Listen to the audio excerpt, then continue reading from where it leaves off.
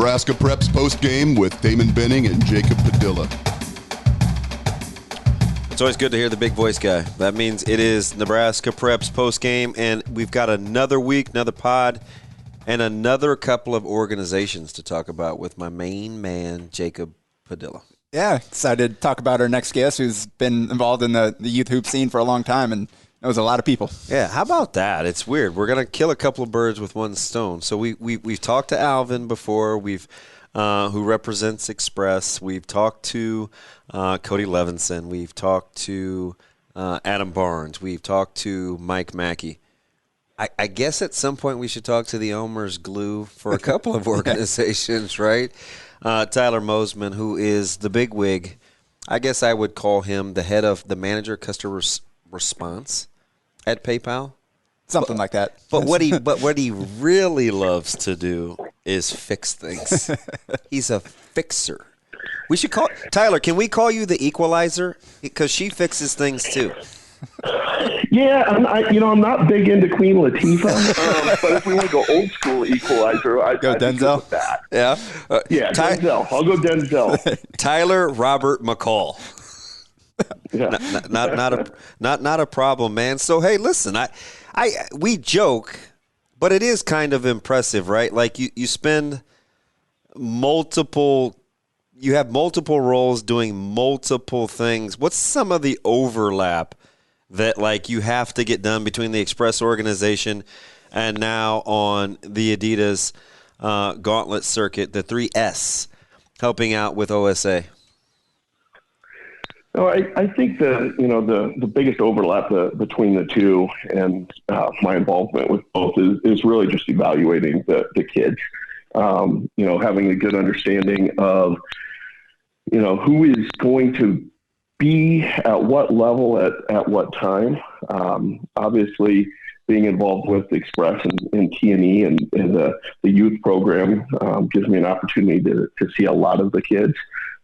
Very close with Alvin and, pick his brain a lot in terms of, who are the better kids in each class and who are the kids who project, because as you're well aware, just because you're a great fifth grader doesn't mean you're going to be a great ninth or 10th grader, and trying to tee that up and then working with Bob and OSA to make sure that, put together the most competitive teams that we potentially can on the 3SSB circuit, which, that's a little bit of a tricky thing to do, because it's not always, the 10 best kids or the best people at each position. It's, you're trying to put together a team while you're trying to also showcase, individual talent. And so it's a little bit of putting together a bit of a jigsaw puzzle to do that. Yeah, and obviously you've been friends, been working with Alvin for a long time. How do you kind of get looped into the OSA deal a few years back and just kind of helping get the Adidas program really up and running? Yeah, that was really because of Sharif's involvement. And so when Sharif was starting to play for OSA, I spent a lot of time with Bob and Alvin while Bob was having those conversations with Alvin about potentially having Sharif come over. And, at that point in time, Alvin still had high school teams, really competitive high school teams, in fact, at those age groups.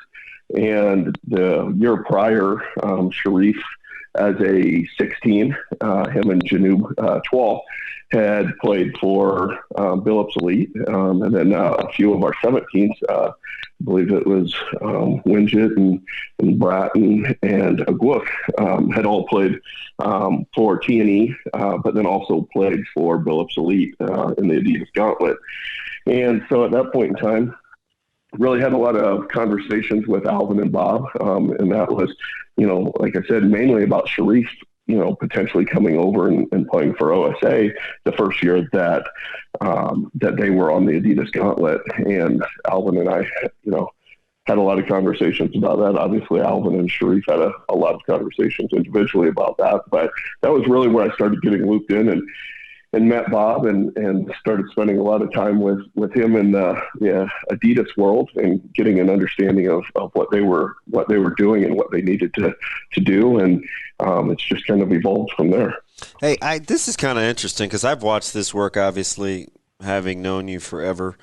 Even made the leap of faith to have you in my wedding, which we'll still have to talk about at some point. But this is kind of interesting because you have this skill, this unique skill where you can be a realist and it may hurt your feelings because you're kind of a bottom line guy, but you know how to build relationships like kids and the people that you work with. They trust you. How tight a tightrope is that yeah, at the end of the day, what's the end game versus, well, yeah, I like you, but like, where do those worlds collide? No, I think the relationship piece is pretty easy because I really just have to be myself. I don't have to fake it. It's just, Yeah. This is what you get. I've mentored a few different kids, and like for me, it's really like I enjoy basketball. I enjoy kids doing well. I don't need anything from you. Right. I tell the kids, hey, my life is perfectly fine. Like I need nothing from you. I'm living just fine. I'm really just trying to help you. So I think the relationship piece is pretty easy typically with kids. I connect well with kids. Obviously I've got a couple of teenagers myself, soon to have a third teenager floating around, but, so a lot of kids are in and out. I've, renamed my house recently the fraternity house because I don't know who's going to be there when they're going to be there. It's just a revolving door of people. But in terms of the realism piece is, I think kids, they just want to be shot straight. They just want to be told the truth. Sometimes, whether it's, the basketball world, the PayPal world, sometimes you're going to have tough conversations and honest conversations. And at the end of the day, if you can't have open and honest conversations and open and honest dialogue, you probably aren't meant for each other in any terms of relationship anyhow. And it's not going to last long. Something's going to go wrong at some point in time with that relationship. So whether it's with a kid, you and I, we've certainly had some of those moments where, open and honest conversations. But, hey, man, you hurt my feelings. Yeah, but if you can't have those, then it's not real anyhow. And you've got to, have a relationship and with people where you can have those. And it's got to be able to go both ways. You can't just have a conversation. You can't. I mean, there's people who love to have feedback but don't really love to receive feedback. That doesn't work either. Like, and certainly, I know everything I'm doing is not perfect, and I'm more than happy to hear it. It might make me sad for a period of time, but you know what? When you sit back and think about it, like, if those are people that are close to you, they've just got your best interest in heart. And you talked, excuse me, you talked about building teams and finding the right pieces. And one thing OSA has done for those top teams, they've kind of looked beyond the borders a little bit. And we've got 3 kids from Iowa on the Adidas teams this year. We got 2 at the 17U level with DeVars Whitaker and Roy Bijek, and then Price Sanford for the 15 or the 16 or 15s rather. 16s. Jeez. Don't forget about Dick. Yeah. Dick's Josh across the Dix. river, but he's There you go. Yeah. I was at the 15U level last year, so that's where I saw him play. He kind of tore it up a little bit. So those are some big additions there. How do you guys go about identifying like guys from out? Obviously, we all know the Nebraska kids, but how do you go about identifying kids that maybe are in bordering states that would be a good fit, and then get those guys into the fold? Yeah, in a lot of situations, that's really, Bob's relationships with different high school coaches. He knows a lot of different folks. Kind of points me in a direction. The Sanford kid, obviously, played with at Waukee with Tucker DeVries. So Tucker was well aware of Price and Peyton, and made it very clear to us that they were very, very talented players. Certainly tried to get Peyton last year. That didn't work out, but where it was able to get Price. So So, that one's and then in terms of Tavares and Hurrdat is, really looking around what the relationships with some of those different coaches, and whether it's Coach Isaacson, whether it's Coach Vanderloo, and just get an understanding of who some of the more talented kids are in the area, and what their situations are, and so certainly it struck out on more than I've gotten to commit, but we're really excited. That 17th group, the three kids from Iowa with Hurrdat, Josh and Tavares is three really, really talented kids. And then obviously Price is going to be a special talent as well at the 16s level. It's kind of interesting because you're the relationship guy. I like to joke. I say Maverick Carter, but you do a lot of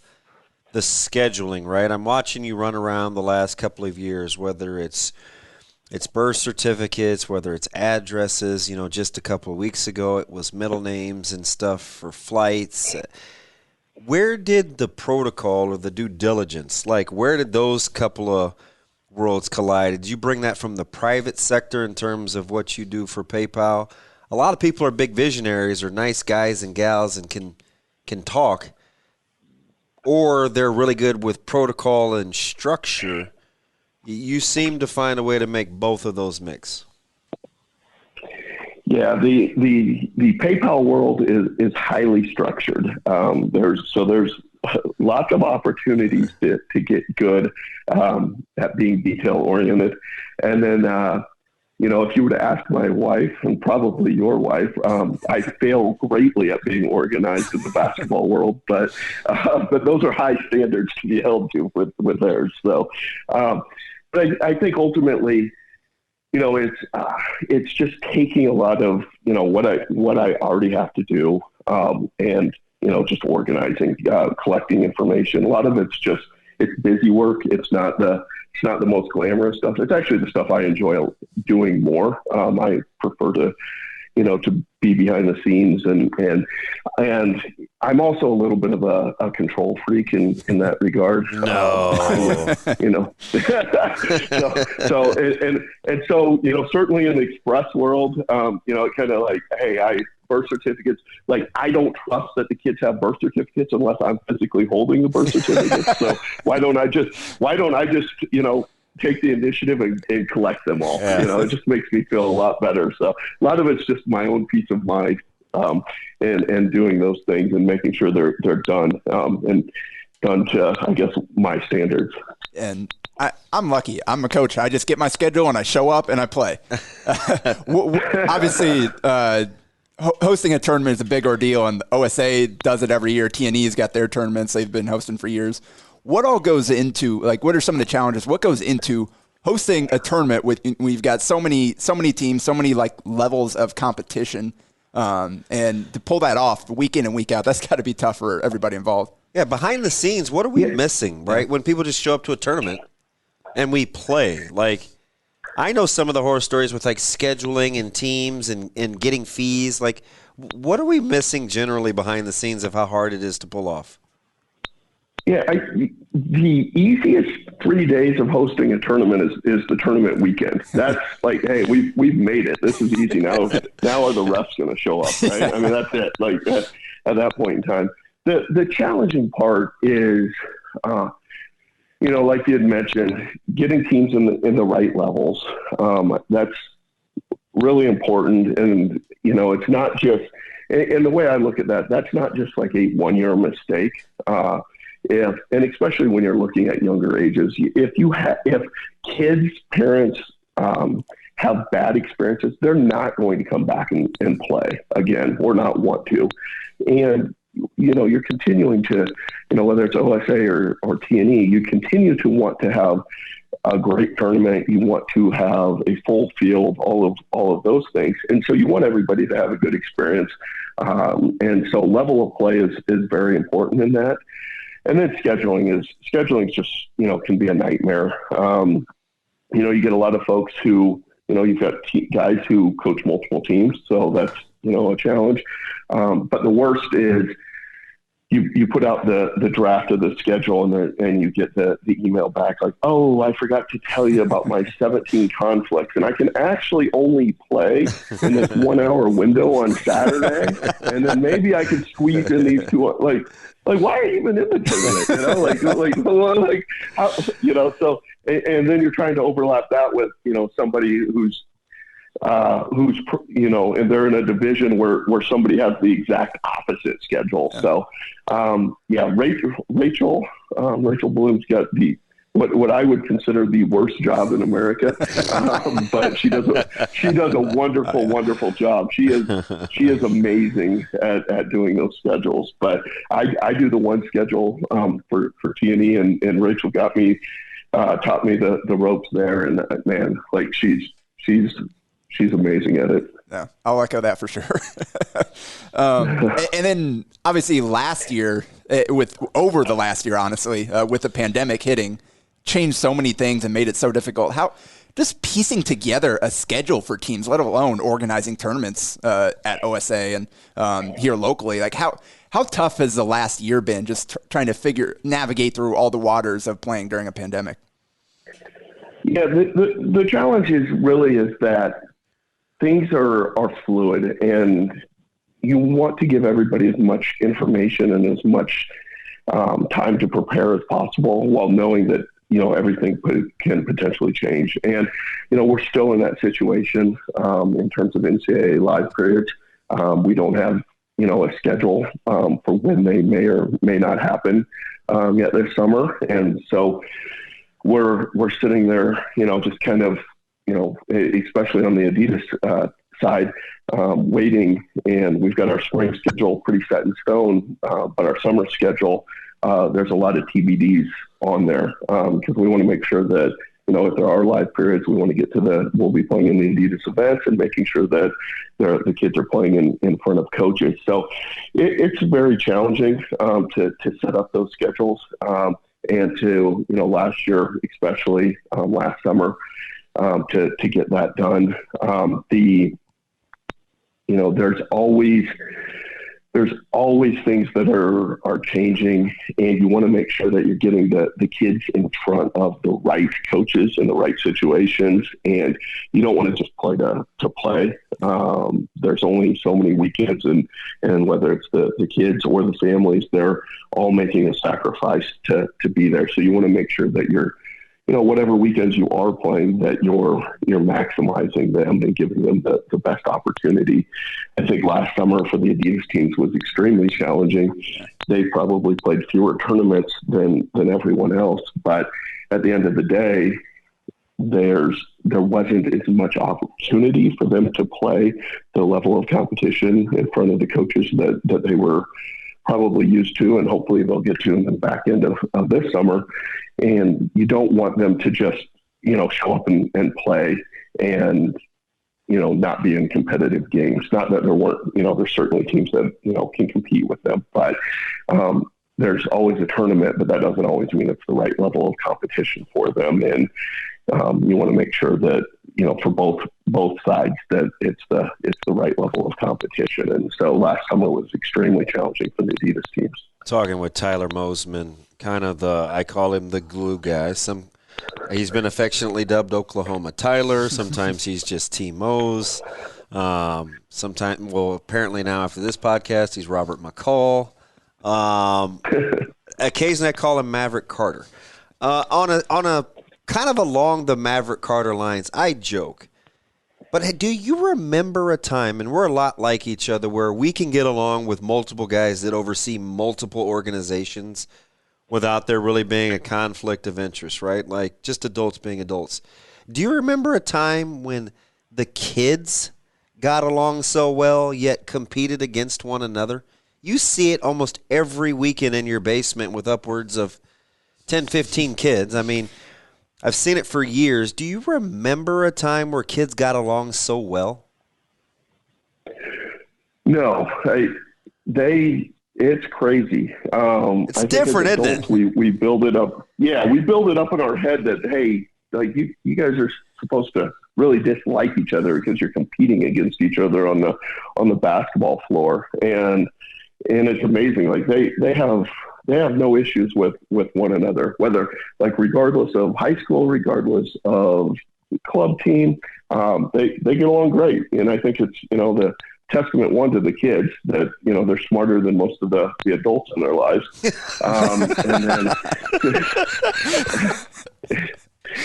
And there he goes, being himself. Secondly, yeah, that's him. And, secondly is like they spend so much time, whether it's social media or whether it's, training at different facilities and then club, like their lives are just interwoven with each other, regardless of where they're playing. And I think that Chucky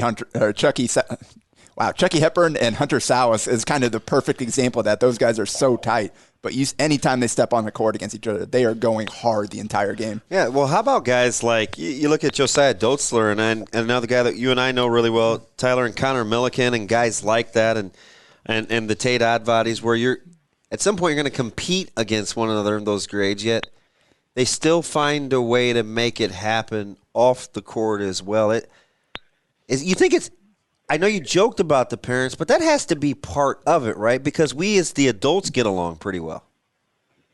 Yeah, no, the parents and I think most of the situations do. And I think a lot of it, the level of competition with the kids is that familiarity. And I think that's what brings a lot of that out on the basketball floor.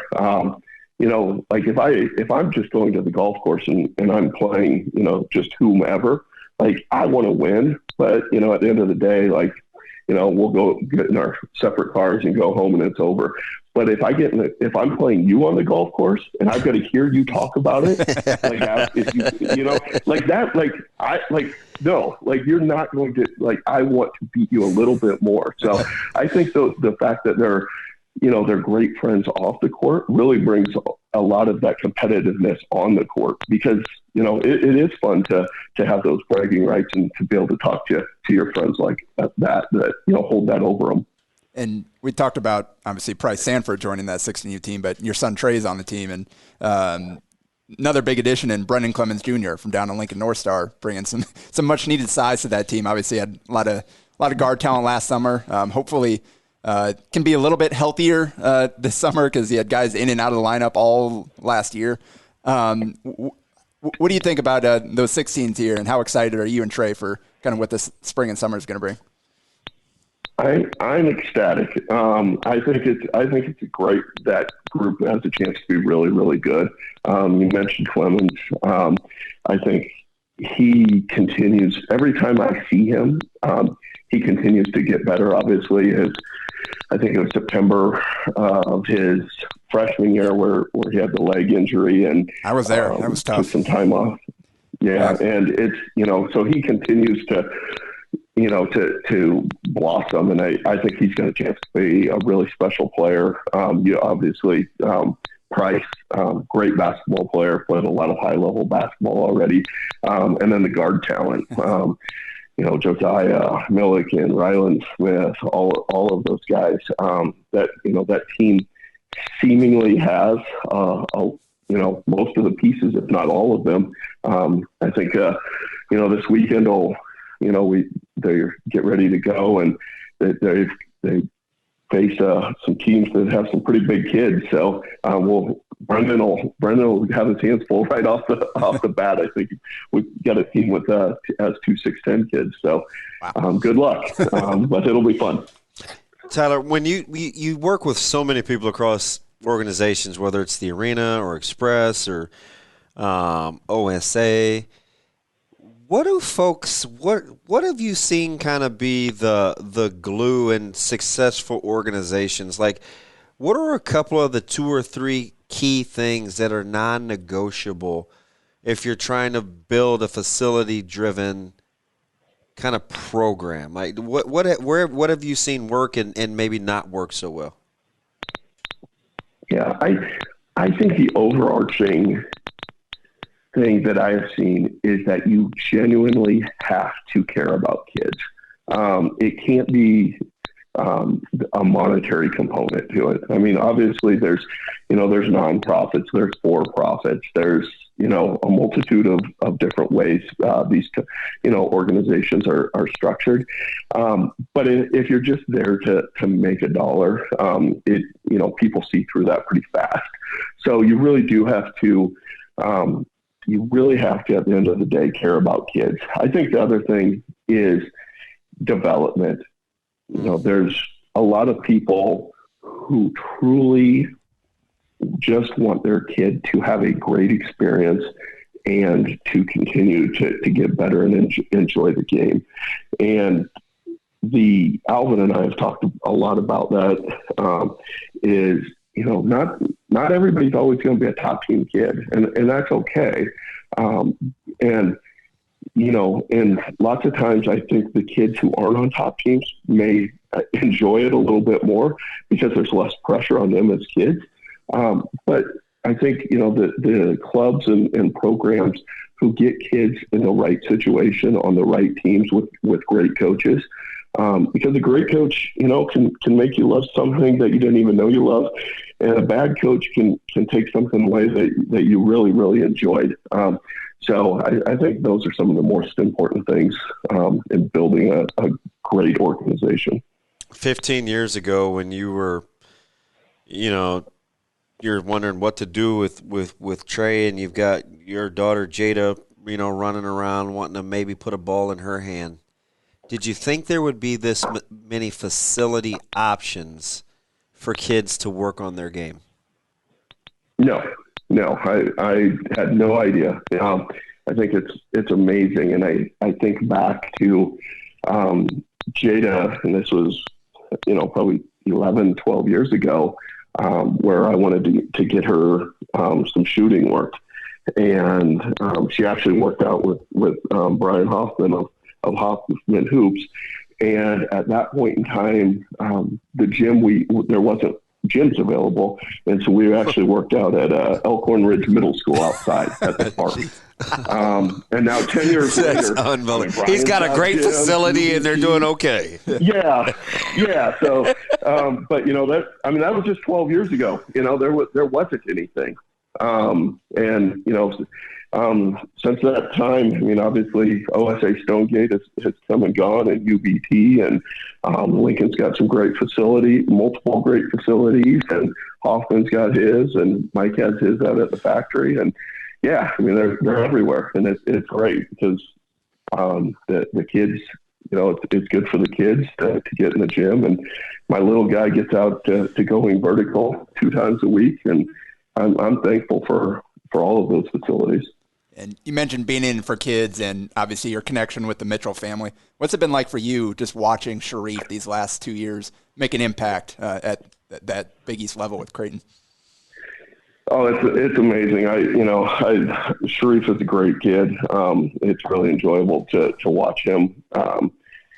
I think about watching him as I think he's about 115 pounds as a ninth grader, and just his evolution has been crazy. Obviously, I think everybody who watched him knew he was really, really good when he was young, but just the continued development that he's had. So